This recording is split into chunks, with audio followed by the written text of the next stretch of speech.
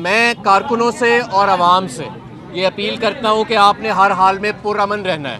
ہم نے رانا ثناء اللہ کو خون نہیں دینا، اور میں رانا ثناء اللہ کو بھی وارننگ دینا چاہتا ہوں۔ تم نے پچھلے 11 ماہ اس ملک پہ، اس ملک کی بچیوں پہ، اس ملک کے بچوں پہ، سیاسی کارکنوں پہ ظلم کیا ہے۔ تم ایک قومی مجرم ہو۔ یہاں پہ ہمارے کارکن اور عوام موجود ہیں۔ سوچنا بھی مت کہ اپنی چھوٹی سی جرائم کے اوپر مبنی سیاست کے لیے تم یہاں پہ لاشیں گراؤ گے۔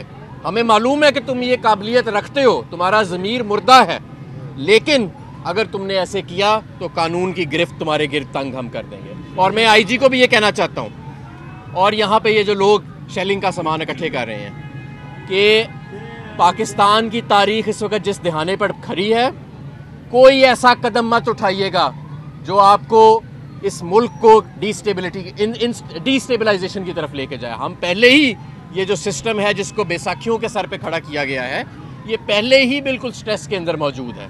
اس لیے کارکن اور عوام یہاں پر پرامن رہیں۔